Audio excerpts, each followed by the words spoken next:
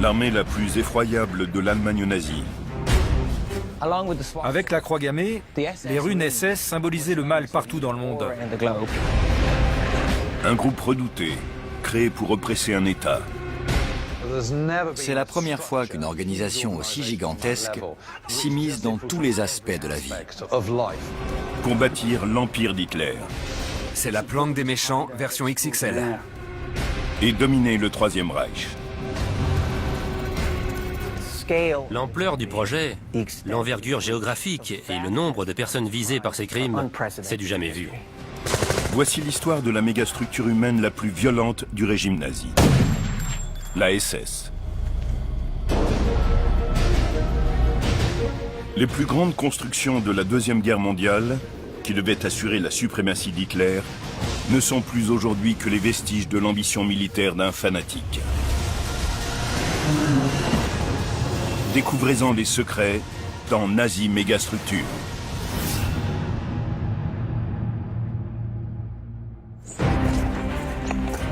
Été 1940. Les troupes nazies envahissent la France et chassent les Alliés hors d'Europe. Au cœur de cette armée, une force d'élite entraînée pour semer la terreur, la Schutzstaffel, ou SS. Des unités de soldats SS attaquent les ennemis de l'Allemagne. Au sein du Troisième Reich, cette organisation contrôle les camps de concentration, mais aussi la police et la sécurité nationale. Dirigée par Heinrich Himmler, la SS infiltre tous les secteurs de l'État nazi et en construit les installations les plus secrètes. Dieses gemeine Volk! Aujourd'hui encore, on trouve des vestiges de la Schutzstaffel un peu partout en Europe. L'archéologue de guerre Tony Pollard s'enfonce dans une forêt à l'ouest de la Pologne. Il explore l'une des plus grandes structures jamais construites par les SS. Son nom de code, Projet Géant. On dirait un site archéologique, comme une cité perdue dans la jungle. Mais ce n'est pas le cas. C'est juste du béton et de l'acier. Les fondations sont très profondes. On voit qu'il y a des pièces souterraines. L'envergure de ce projet est colossale. Il devait s'étendre sur 35 km². C'était donc une construction très ambitieuse, mais qui n'a jamais été terminée.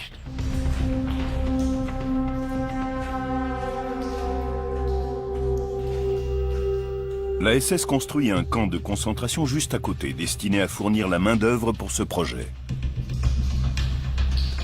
Cette opération était si secrète qu'aujourd'hui encore, son véritable objectif reste mystérieux. Qui sait ce qui se cache là-dedans? C'est la planque des méchants, version XXL. Ces blocs de roche sont grands, mais aussi très instables.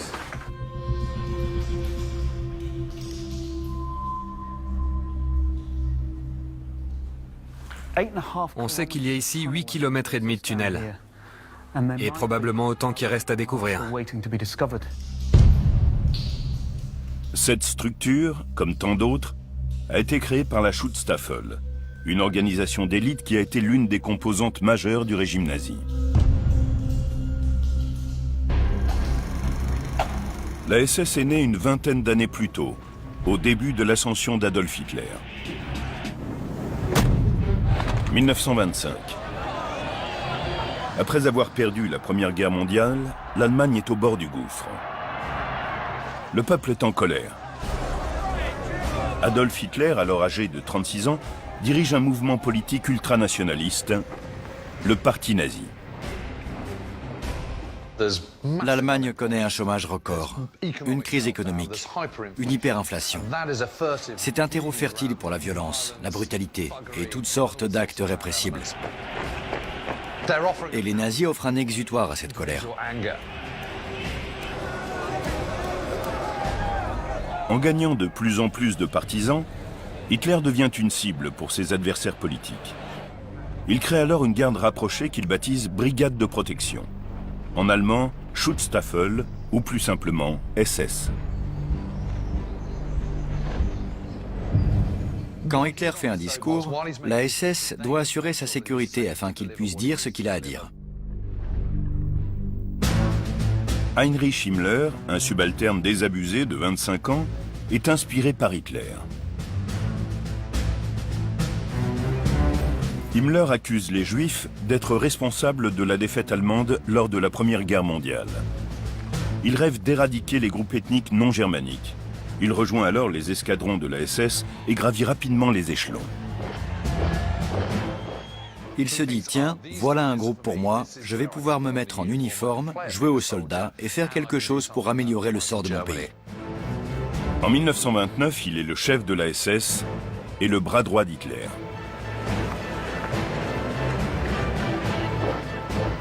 Himmler décide de transformer la SS en une énorme organisation paramilitaire entièrement dévouée au Führer. Après 3 ans de recrutement intense, les effectifs passent à 50 000 hommes.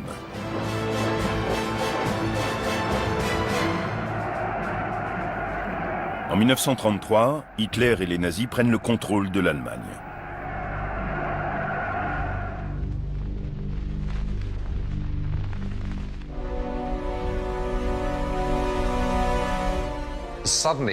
D'un coup, quand Hitler prend le pouvoir, il ne s'agit plus de protéger Hitler, mais l'État tout entier. Pour maintenir l'ordre, la brigade SS étend de plus en plus sa toile. Himmler devient le chef de la police de Munich. À mesure que son pouvoir grandit, les rangs de la SS ne cessent de gonfler. L'organisation compte bientôt 200 000 membres. Himmler peut maintenant passer à la phase suivante de son plan. L'organisation SS s'efforce à ce moment-là d'aider Hitler en éliminant ses opposants politiques. Himmler développe alors l'idée des camps de concentration, des sortes de prisons destinées à regrouper et isoler les prisonniers politiques. À l'écart de la société, ils ne représenteront plus une menace. Himmler fait construire le premier camp de concentration non loin de Munich, dans la ville de Dachau. La SS contrôle le camp. Stephen Remy, spécialiste de la SS, en explore les ruines. Je me trouve dans la plus ancienne zone du site. Avant, c'était une usine de munitions désaffectées. Mais en mars 1933, Himmler a décidé d'en faire un camp de concentration, le tout premier en Allemagne.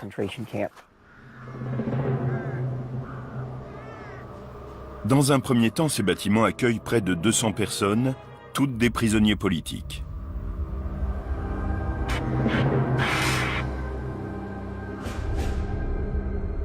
Ce prototype de camp de concentration est composé de 11 baraquements, sécurisés par des barbelés et 3 miradors. Himmler décide de se servir du camp de Dachau pour atteindre son prochain objectif. Il veut transformer la Schutzstaffel en une organisation qui surveillera l'ensemble de la nation allemande. Dachau va devenir un centre d'entraînement pour les SS. Pas uniquement pour les gardiens de ce camp et des autres camps, mais pour tous les membres de cette infrastructure qui va faire régner la terreur. Himmler a besoin d'un chef capable d'inspirer la peur chez les prisonniers du camp, mais aussi de fournir des bataillons de soldats SS impitoyables. Il choisit l'ancien soldat Theodor Eicke, soupçonné de terrorisme. Theodor Eicke est le premier grand commandant de Dachau. C'est à lui qu'Himmler confie la mission de poser les bases de la nouvelle société allemande, en se servant des camps de concentration comme point d'ancrage. Himmler voit en lui quelqu'un susceptible de créer cette infrastructure de terreur.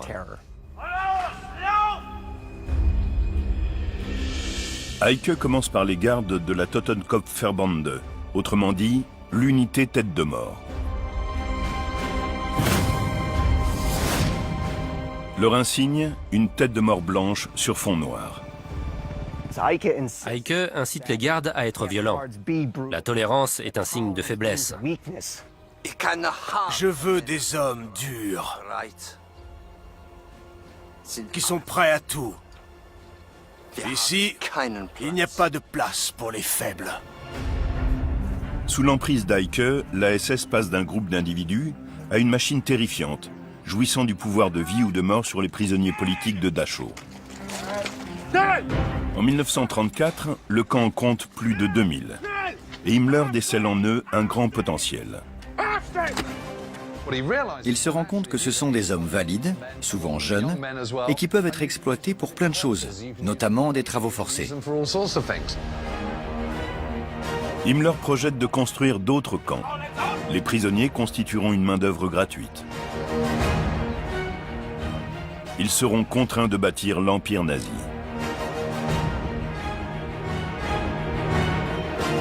Himmler peut maintenant passer à la vitesse supérieure et transformer la SS en une organisation capable de surveiller tous les secteurs de l'Allemagne.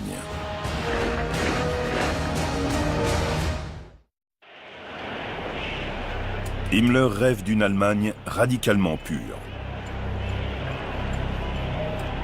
Pour cela, il lui faut d'abord convaincre les membres de la SS d'adhérer à sa cause. Il met en place une mythologie destinée à justifier ses ambitions macabres. Himmler est un grand mythomane. Il se souvient des mythes et légendes qu'il lisait durant sa jeunesse. Ces contes évoquant des chevaliers teutons héroïques. C'est un peu le roi Arthur et les chevaliers de la table ronde.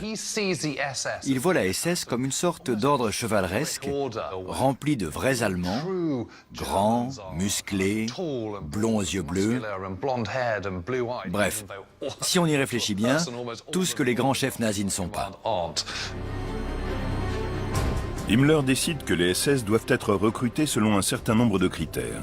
Une vue parfaite, minimum 1,80 m et plus d'un siècle d'ascendance allemande pure.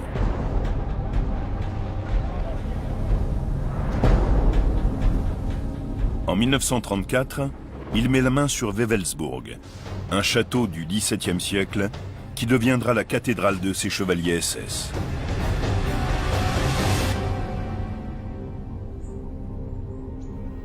« 80 ans plus tard, Patrick Bury, ancien officier de l'armée britannique, explore ce qui reste de la vision d'Himmler.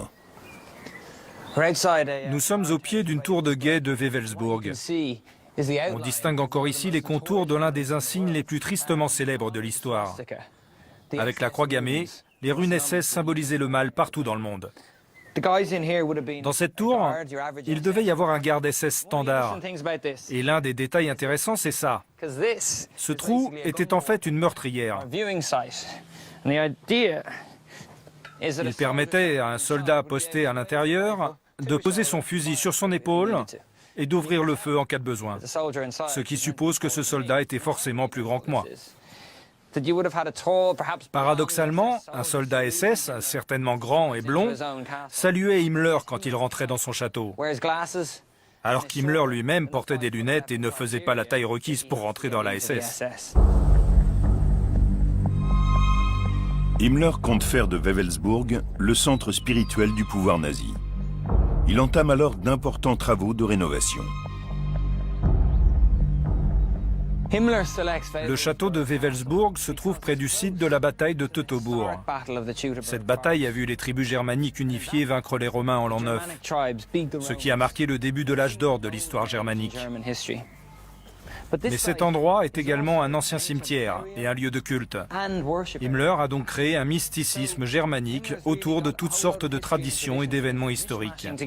Et il a dit, Wewelsburg incarne tout ça.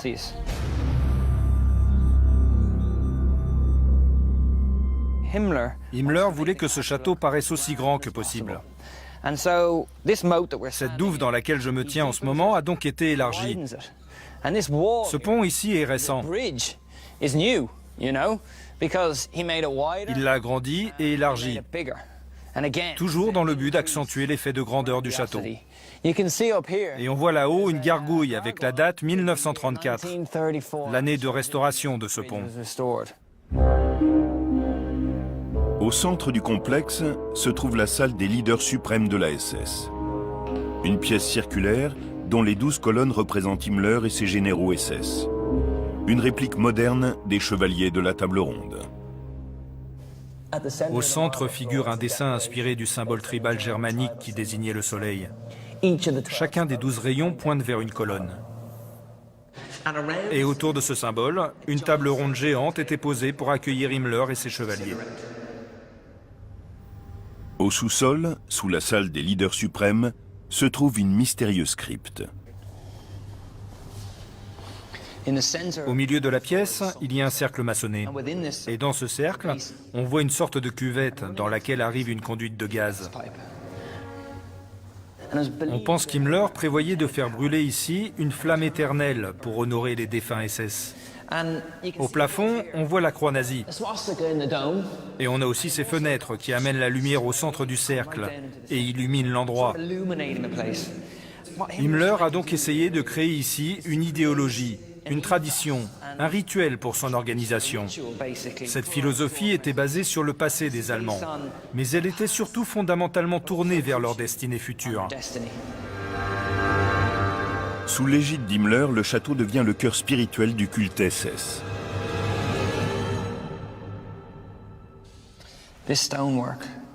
Ce mur semble être là depuis longtemps.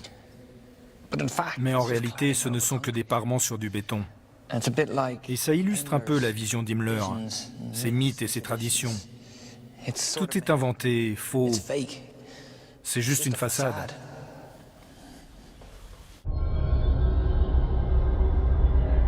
En 1936, Himmler se voit confier la direction de toutes les forces de police allemandes.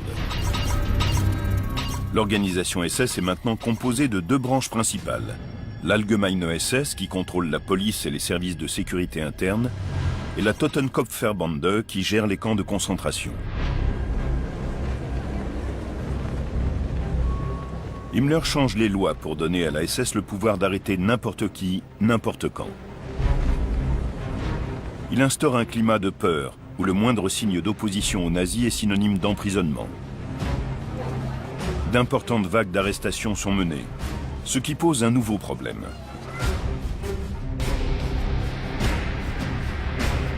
En 1937, l'Allemagne compte 3 camps de concentration: Sachsenhausen, Buchenwald et Dachau.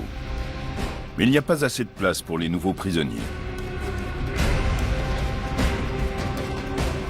À l'origine, Dachau devait en contenir 5000.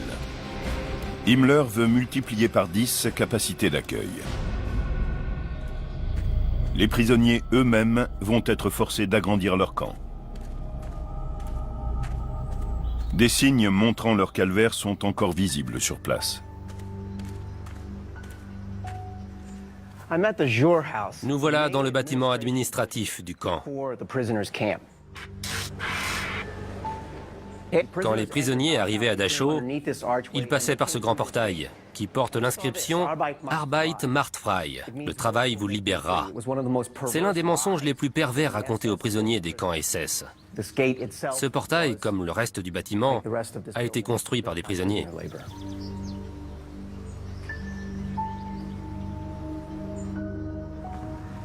Heinrich Himmler voulait regrouper plusieurs dizaines de milliers de prisonniers à Dachau et dans les autres camps de concentration. Voici les fondations des baraquements construits lors de l'agrandissement du camp. À la fin de la guerre, il y en avait 34 au total. La taille de ce projet d'agrandissement et des autres camps illustre l'ambition de la Schutzstaffel: instaurer une infrastructure de terreur en Allemagne et en Europe.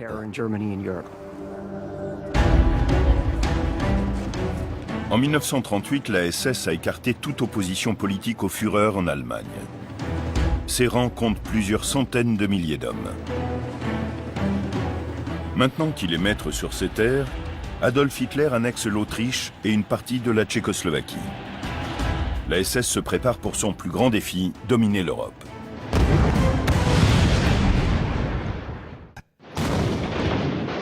Alors que l'Allemagne nazie se prépare pour la guerre, Himmler veut que la SS soit au cœur du combat. Pour cela, il crée une branche militaire au sein de son organisation, la Waffen-SS. En 1939, la SS compte 250 000 hommes. Mais ils n'ont pas de formation militaire. Ce sont des policiers, des agents de sécurité, des gardes de camp. Ça n'a rien à voir avec les combats sur le front. En vue de la guerre imminente, Himmler fait construire un camp d'entraînement militaire dans la ville de Bad Tölz. Certaines parties de cette structure sont encore visibles aujourd'hui. Voici Bad Tölz. C'est là qu'Heinrich Himmler a décidé de construire une école pour former l'élite politique et militaire de la SS. Et ces deux tours marquent l'entrée de l'école.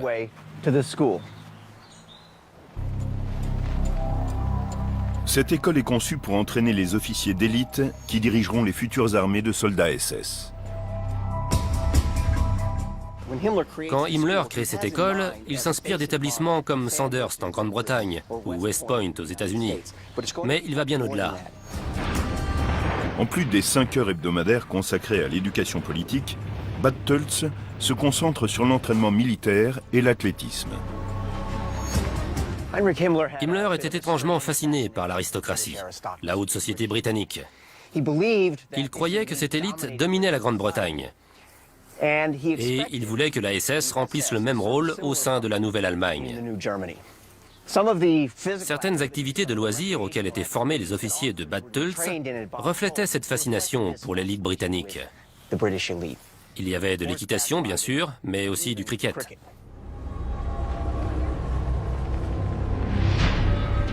À partir de 1939, Bad Tölz formera chaque année des centaines d'officiers de la Waffen-SS. L'organisation d'Himmler comporte maintenant 3 branches. La Totenkopfverbände, qui est chargée des camps de concentration, la Allgemeine SS, qui dirige la police et les forces de sécurité, et la Waffen-SS, la section militaire et armée. En septembre 1939, Hitler est prêt pour la guerre et prévoit d'attaquer la Pologne. Mais il doit trouver un prétexte pour envahir la Pologne. Et vers qui va-t-il se tourner? Vers la seule organisation capable de le faire. La Schutzstaffel d'Himmler.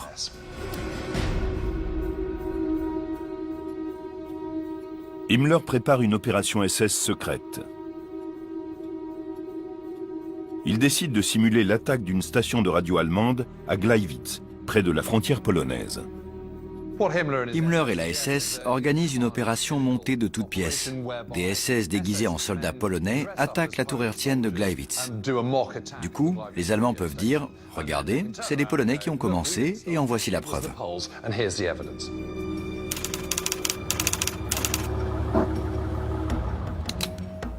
Le 31 août 1939, plusieurs soldats SS en uniforme polonais pénètrent dans la station de radio et agressent le personnel allemand. Les mains en l'air! Allez!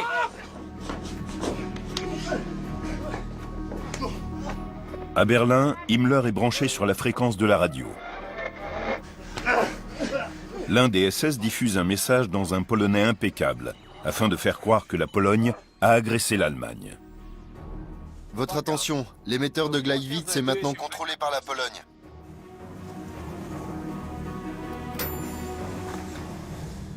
Mein Führer, c'est fait. Le plus fou, c'est qu'il aura suffi de quelques minutes et de quelques coups pour fournir une excuse parfaite à Hitler. Le lendemain, à la radio, il s'exclame « Regardez ce qu'ils ont fait, c'est terrible, il est de mon devoir de défendre mon peuple ». L'incident de Gleiwitz montre que la SS n'est pas juste une arme politique. C'est devenu une arme militaire qui peut s'avérer très utile lors de la guerre qui s'annonce. Grâce à l'intervention de la SS, Hitler envahit la Pologne. La Deuxième Guerre mondiale commence et la SS est sur le point de faire régner la terreur dans toute l'Europe.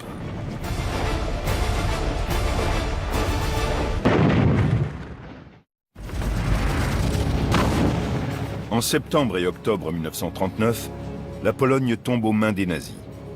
Adolf Hitler se tourne maintenant vers la France et la Grande-Bretagne. Une unité de combat de la Waffen-SS mène l'attaque. Ils sont particulièrement bien équipés et aussi très motivés. Ils savent qu'ils représentent l'élite absolue. Ils sont prêts à se battre pour Hitler, pour l'idéologie nazie et pour la mère patrie. Ils ont officié dans les camps de concentration, où la violence fait partie du quotidien. La brutalité et la déshumanisation sont au cœur même de cette unité. Et c'est ce qui les guide sur le champ de bataille. Au début de l'été 1940, les troupes britanniques et françaises se replient vers la côte atlantique, prises en chasse par des Allemands déchaînés. Les SS commettent alors l'une de leurs toutes premières atrocités militaires. Des soldats de la Waffen-SS atteignent le hameau français dit le Paradis. Ils ont repéré une unité britannique isolée qui défend une ferme.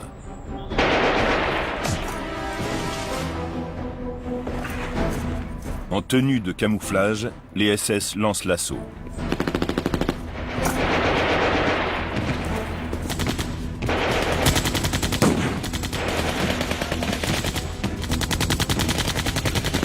Les 99 soldats britanniques résistent tout l'après-midi, mais ils arrivent à court de munitions. Leur commandant décide de se rendre. À ce stade d'un conflit armé, les militaires sont censés respecter la Convention de Genève, qui stipule qu'il faut désarmer les prisonniers de guerre et les placer dans un camp. Les soldats SS ordonnent aux Britanniques d'avancer. Mais au lieu de les emmener dans un camp de prisonniers de guerre, ils les fusillent.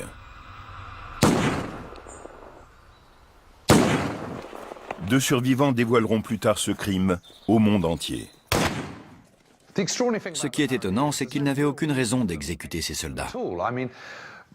Mais la bataille avait été âpre, ils avaient perdu des hommes. Et je pense qu'ils étaient sur les nerfs et avides de vengeance.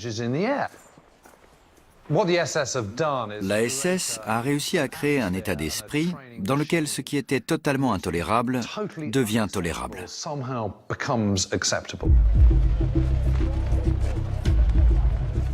Le monde libre est horrifié et se demande comment on a pu en arriver là.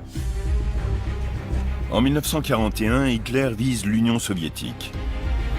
Il veut conquérir de grands territoires pour son pays et confie à Himmler le sort des millions de Slaves, Roms et autres Juifs qui peuplent ces zones.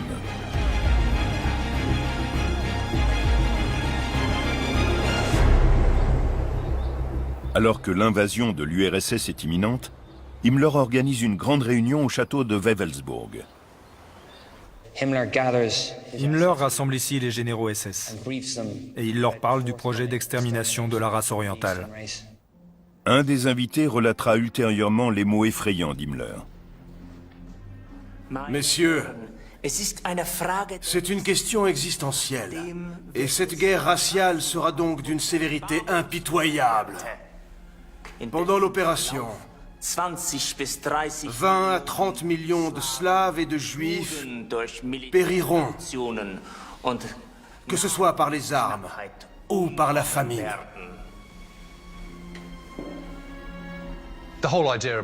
Le but derrière l'invasion de l'Union soviétique, c'est de mener une guerre d'annihilation, un terme absolument sinistre, et de mener une vague de terreur et de violence en Union soviétique.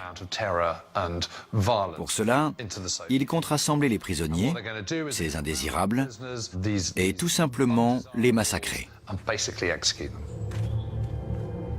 La SS décide finalement de transférer les prisonniers dans des camps de concentration.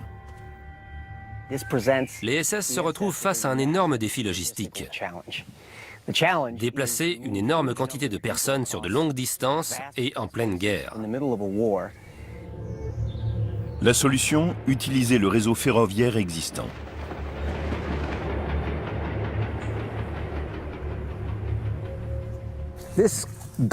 Cette voie désaffectée est tout ce qu'il reste de l'embranchement construit par les SS pour relier la gare de la ville de Dachau au camp de concentration.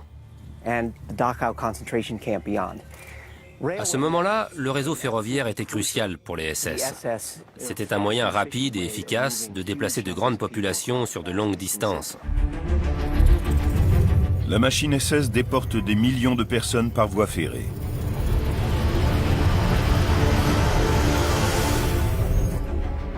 Himmler est maintenant prêt à déclencher l'opération la plus vaste et la plus horrible de sa carrière.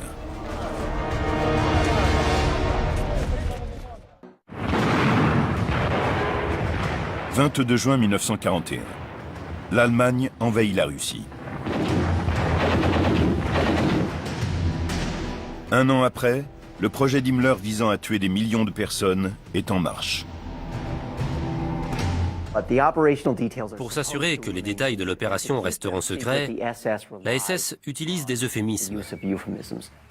La solution finale à la question juive est l'un de ces euphémismes. L'évacuation vers l'Est en est un autre. La SS emploie souvent cette figure de style pour tenter de brouiller les pistes, tout en sachant pertinemment qu'il s'agit en vérité d'un crime d'une ampleur inégalée. Des centaines de milliers de personnes sont rassemblées et déportées à travers l'Europe. L'atrocité des conditions de transport est à peine imaginable. Les nazis ont entassé tous ces gens dans des wagons à bestiaux. L'été, il faisait affreusement chaud, l'hiver terriblement froid. Les convois s'arrêtaient souvent au milieu de nulle part, parfois pendant plusieurs jours consécutifs.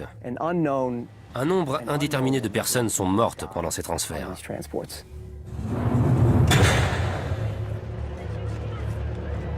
Ceux qui survivent au voyage découvrent un autre enfer, les camps SS.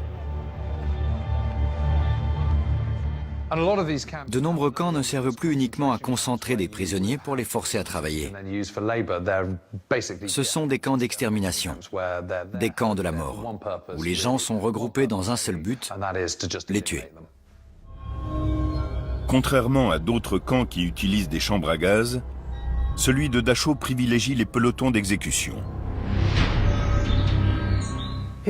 Dans cette forêt, à quelques kilomètres de Dachau, les SS ont construit un champ de tir. Ces piliers symbolisaient l'entrée du site. Et ici, on voit la marque des 2 S noirs ressemblant à des éclairs qui étaient accrochés ici. Le symbole de la Schutzstaffel. En 1941 et 1942, la SS a mené ici une vaste opération d'exécution. Ce mur porte encore les traces des impacts de balles. 4000 prisonniers de guerre soviétiques ont été conduits jusqu'ici et systématiquement fusillés par les SS.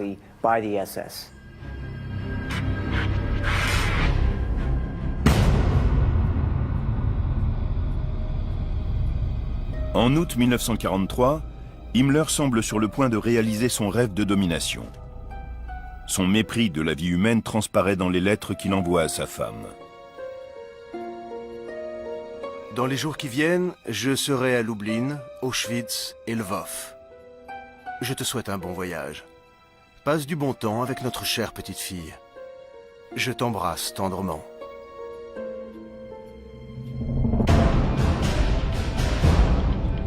La SS contrôle ses propres unités militaires, des camps de concentration et des forces de police. Himmler dirige un gigantesque programme de nettoyage ethnique et un empire qui s'étend à toute l'Europe occupée.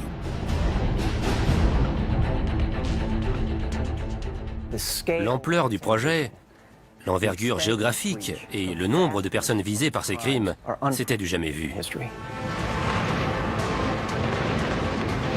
Mais le vent commence à tourner pour l'Allemagne nazie. Les soviétiques répliquent.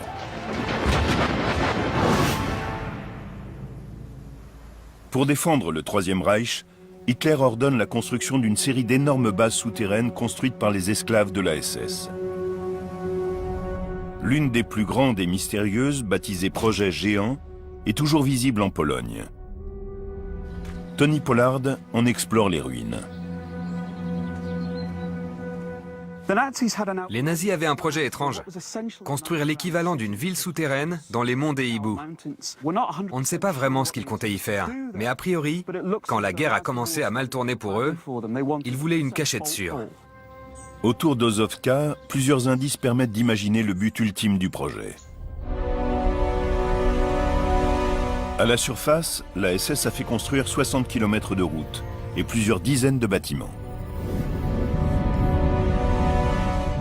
Une opération d'ingénierie titanesque est mise en œuvre pour creuser la montagne. Surveillés par des gardes SS, 23 000 prisonniers construisent 7 complexes indépendants, mais reliés entre eux. Sur le flanc de la montagne, l'un des accès est toujours ouvert.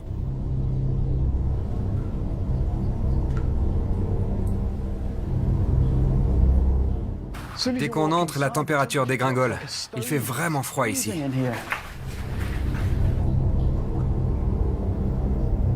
Un labyrinthe de tunnels permet de descendre à près de 50 mètres de profondeur.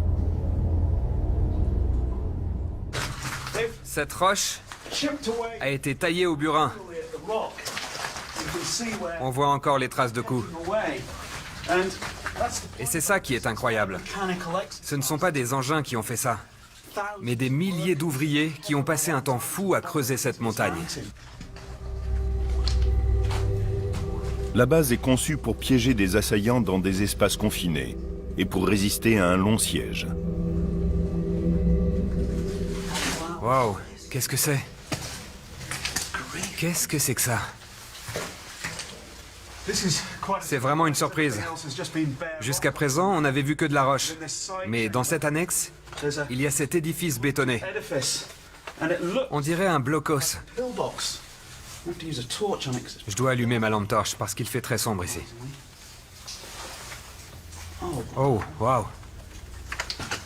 Ouais, c'est certainement un blocos. Là, on a une meurtrière bordée de bois. Et au fond, on voit une plaque en acier. Je suppose qu'une mitrailleuse sortait de ce trou. Ce qui serait logique d'ailleurs, car c'est l'angle parfait pour couvrir l'entrée. Il faut vraiment être paranoïaque pour construire un truc pareil. Dans un film de l'agent 007, c'est le genre d'édifice qu'un méchant se ferait construire. Et encore. Ouais, ça ressemble bien à un bunker. Là, c'était certainement la réserve de munitions. Waouh. Regardez. Une plaque blindée ultra robuste, avec un trou pour glisser le canon d'une mitrailleuse. Et on voit bien le passage ici. L'ennemi n'aurait pas pu pénétrer par ici. Les nazis avaient une drôle de conception de l'avenir, visiblement. Une grande partie de cette citadelle n'est accessible que par radeau. C'est une blague?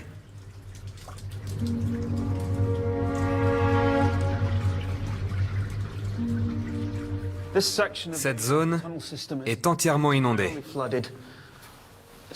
À l'époque, il devait y avoir que quelques gouttes, mais maintenant, c'est une vraie rivière. Et ça donne une bonne idée de la difficulté de ce chantier et de la vie sous terre. L'eau devait s'infiltrer en permanence à travers la roche. Dans cette infrastructure, il devait forcément y avoir un système de pompage qui fonctionnait probablement 24 heures sur 24 et 7 jours sur 7 pour maintenir cet endroit le plus au sec possible. S'il y a le moindre problème, on peut vite se retrouver coincé comme un rat. Alors que les civils allemands subissent les attaques aériennes alliées, les ressources du pays, pourtant de plus en plus rares, sont réservées aux projets géants. 500 000 tonnes de béton sont coulées dans ces galeries. Une fois terminé, ce complexe aurait certainement servi à la production d'armes de guerre et à abriter le quartier général d'Hitler, d'Himmler et de la SS. Hitler voulait étendre la vie du Reich. En fait, en rendant le Reich immortel, il voulait se rendre lui-même éternel.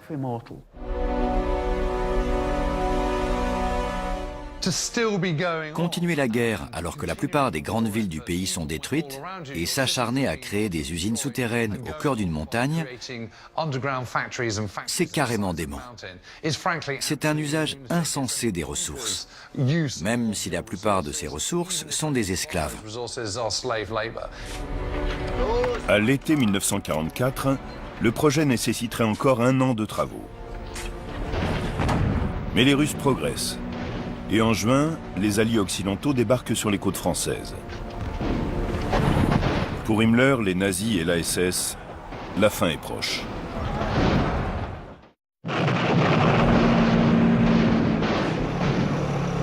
Tandis que l'armée rouge pénètre en Pologne fin 1944, le Troisième Reich rétrécit et l'infrastructure SS d'Himmler est menacée. En 1945, un vent de panique gagne la zone du projet géant, qui est alors évacué. Oh, attendez, qu'est-ce que c'est que ça? Waouh! Regardez!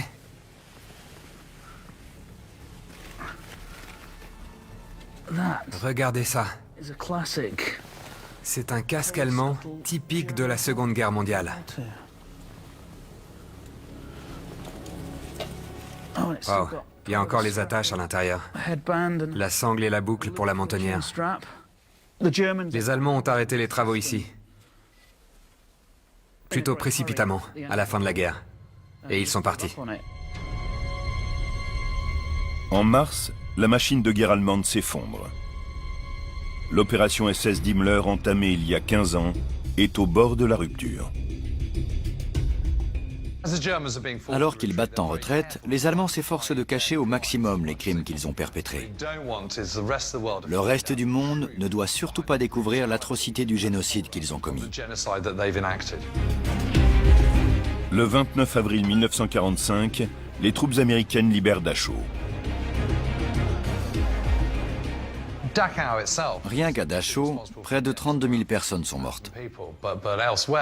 Et si on ajoute tous les autres camps de concentration et d'extermination, ce sont des millions de gens qui ont été systématiquement tués dans ces endroits abominables. Certains sont morts d'épuisement, d'autres brutalement exécutés. Les moyens mis en œuvre par Himmler pour assouvir son ambition éclatent au grand jour. La SS a causé la mort de plus de 11 millions de personnes. Le 30 avril, Adolf Hitler se suicide. Himmler, lui, espère encore s'échapper. Hitler s'est suicidé. C'est fini. L'Allemagne est en ruine. Pourtant, Himmler refuse de jeter l'éponge. Il est en cavale. Il sait que sa vie au sein de l'Allemagne nazie est terminée, mais il espère pouvoir se cacher. C'est maintenant l'un des hommes les plus recherchés de la planète. Et les Alliés sont bien décidés à lui mettre le grappin dessus. Himmler fait tout son possible pour détruire les preuves des atrocités commises par la SS. Mais la tâche est trop immense. Le 23 mai 1945, il est capturé par les Britanniques. Pendant un examen médical, il se suicide en mordant une capsule de cyanure.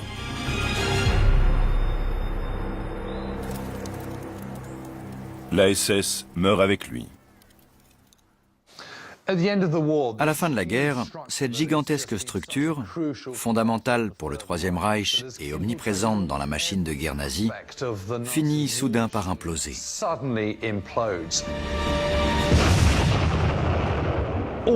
Du jour au lendemain, la SS, cette énorme organisation, cesse d'exister.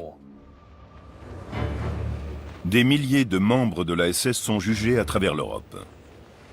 À Dachau, un tribunal militaire américain en condamne 420 à la peine de mort. Vous êtes condamné à mort par pendaison.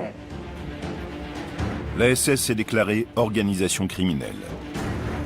Ce qui devait symboliser la pureté et la puissance du Troisième Reich est devenu l'incarnation de la malfaisance de l'Allemagne hitlérienne.